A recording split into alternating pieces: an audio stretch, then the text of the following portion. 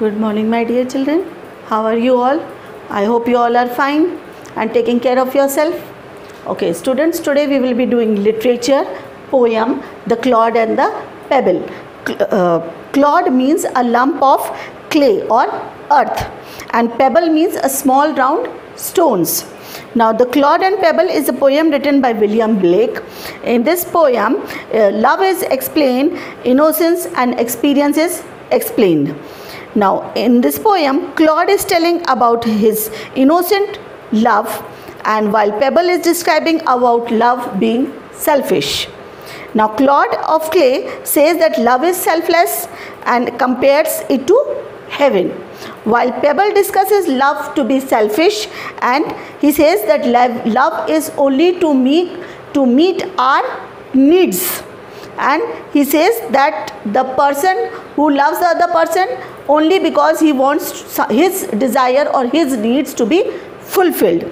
Now, the clod represents a soft-hearted person who is not an experienced person, whereas the pebble is representing an experienced person who is hardened with time.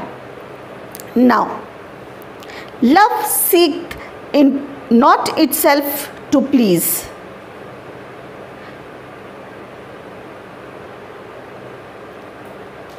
Love isn't selfish, nor for itself hath any care. It means it doesn't care about itself. It only thinks about the other person whom it is loving.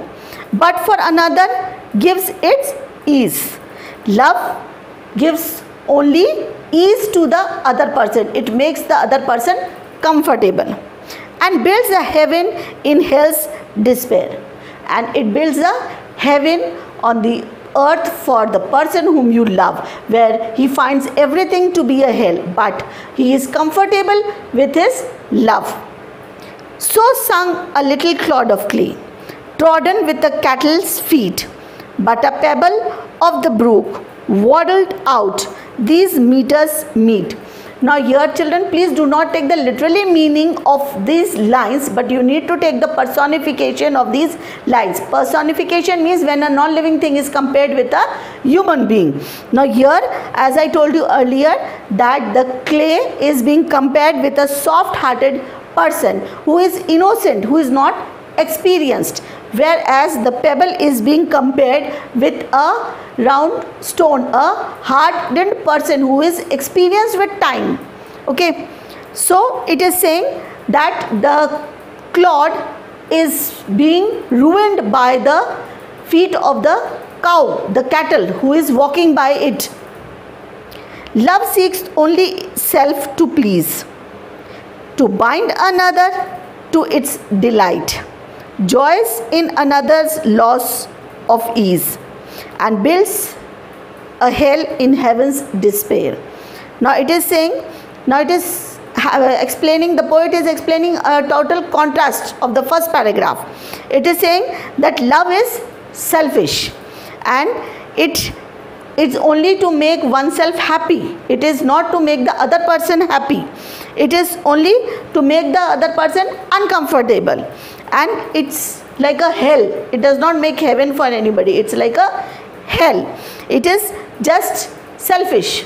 Now suppose the example you can take of your parents. The parents, they love their children. It is a selfless love. Why? Because they do not expect anything from them. They just love them undoubtedly without any expectations. Whereas when we make friendship, what do? We expect something from our friends.